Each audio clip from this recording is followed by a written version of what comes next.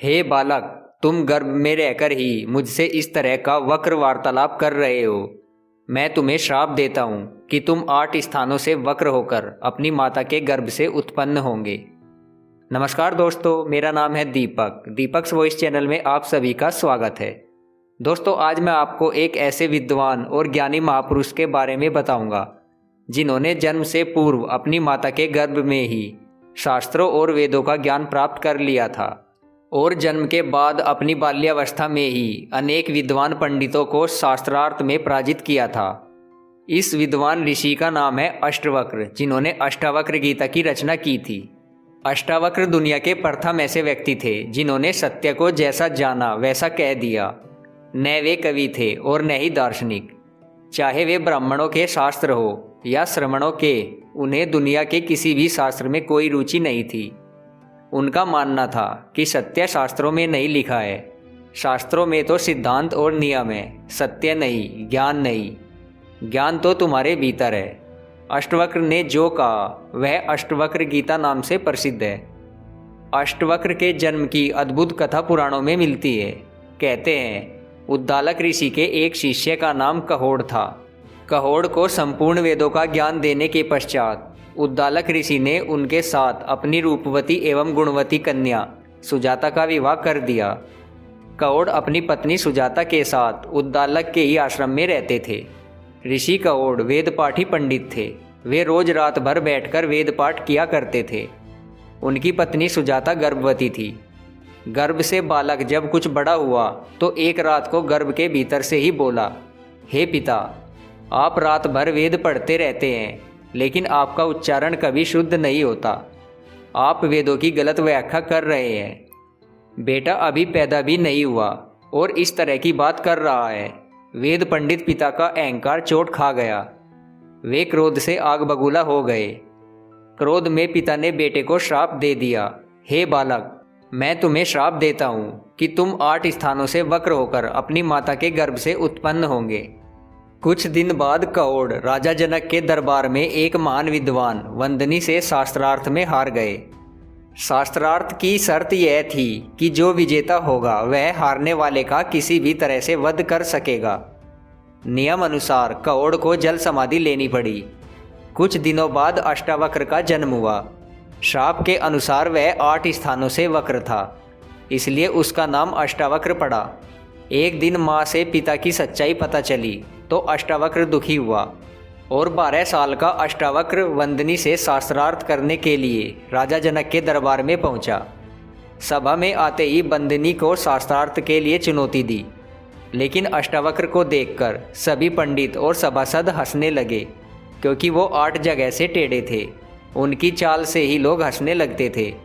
सभी अष्टावक्र पर हंस रहे थे और अष्टावक्र सब लोगों पर। जनक ने पूछा, हे बालक, सभी लोगों की हंसी समझ में आती है, लेकिन तुम क्यों हंस रहे हो? अष्टावक्र बोले, मैं इसलिए हंस रहा हूँ कि चमड़े के पारखियों की सभा में सत्य का निर्णय हो रहा है। यह सभी सुनकर सन्न रह गए। सभा में सन्नाटा छा गया। माँ पंडितों की जमात तिलमिला उठी। सम्राट जनक ने धैर्यपूर्वक पूछा, धृष्ट बालक, तुम्हारा मतलब क्या है? अष्टावक्र ने जवाब दिया, बड़ी सीधी सी बात है। इनको चमड़ी ही दिखाई पड़ती है, मैं नहीं दिखाई पड़ता। इनको आड़ा टेढ़ा शरीर ही दिखाई पड़ता है। ये सब चमड़ी के पारखी है, इसलिए ये चमार है। राजन, मंदिर के टेढ़े होने से कहीं आकाश टेढ़ा होता है। घड़े के फूटे होने से कहीं आकाश फूटता है।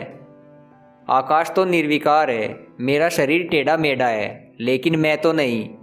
यह जो भीतर बसा है, इसकी तरफ देखो। बालक के मुख से ज्ञानपूर्ण उपहास सुनकर सभी पंडित हतप्रभ और लज्जित रह गए। उन्हें अपने अहंकार और मूर्खता पर अत्यंत पश्चाताप हुआ।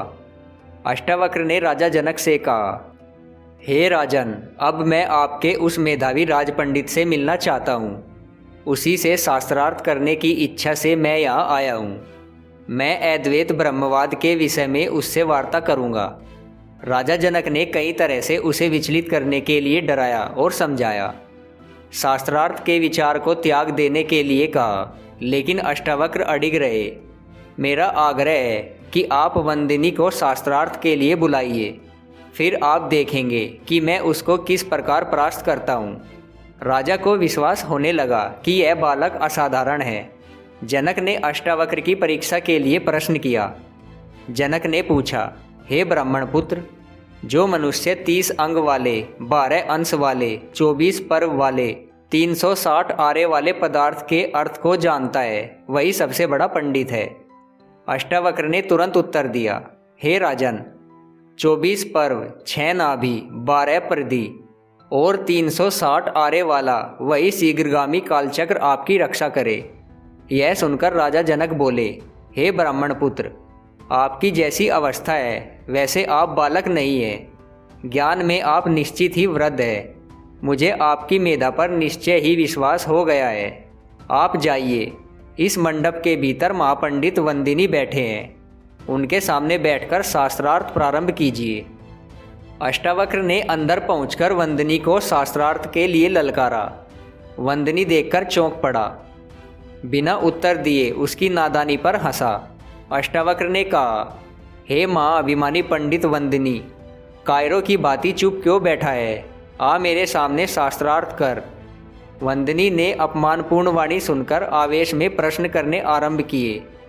काफ़ी लंबे समय तक दोनों के बीच शास्त्रार्थ चलता रहा। अंत में वंदिनी अष्टावक्र से पराजित हो गए। दूसरे ही क्षण सभा में कोलाहल मच गया। सभी अष्टावक्र की जय जयकार करने लगे। तब अष्टावक्र ने कहा, हे ब्राह्मणों, मैंने इस अहंकारी वंदिनी को आज परास्त कर दिया है। इस अत्याचारी ने कितने ही पुण्यात्मा ब्राह्मणों को पराजित करके पानी में डुबवा दिया है। इसलिए मैं भी आज्ञा देता हूँ कि इस पराजित वंदिनी को उसी तरह पानी में डुबो दिया जाए।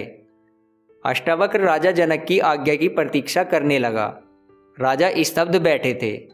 अष्टावक्र क्रुद्ध होने लगा और कहा कि आप डुबाए जाने की आज्ञा क्यों नहीं देते? इस तरह चुप बैठे रहना मेरा अपमान है।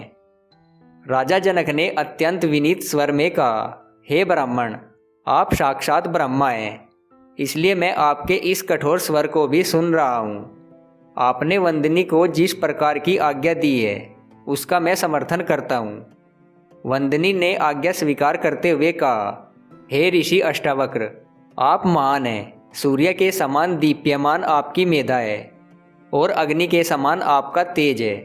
मैं चलते समय आपको वरदान देता हूँ कि आप इसी क्षण अपने स्वर्गीय पिता कहोड़ को फिर से जीवित अवस्था में पाएंगे। उनके साथ अन्य ब्राह्मण भी जल से निकल आएंगे। उसी क्षण अन्य ब्राह्मणों के साथ कहोड़ जल से बाहर निकल आए। राजा ने प्रसन्न होकर अनेकों बहुमूल्य उपहार देकर उन्हें विदा किया।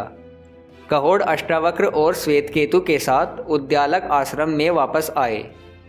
कहोड़ ने पत्नी सुजाता और अष्टावक्र को समंगा नदी में स्नान करने के लिए कहा। अष्टावक्र ने जाकर उस नदी में स्नान किया। उसी क्षण अष्टावक्र का कुबड़ापन दूर हो गया। वे सुंदर शरीर वाले युवक की तरह जल से बाहर निकले। दोस्तों, परम ज्ञानी और विद्वान अष्टावक्र के बारे में ये वीडियो आपको कैसा लगा हमें कमेंट बॉक्स में कमेंट करके ज़रूर बताइएगा। अगर आपको वीडियो पसंद आया तो इस वीडियो को लाइक ज़रूर करें। साथ ही साथ हमारे चैनल को सब्सक्राइब भी कर ले। धन्यवाद।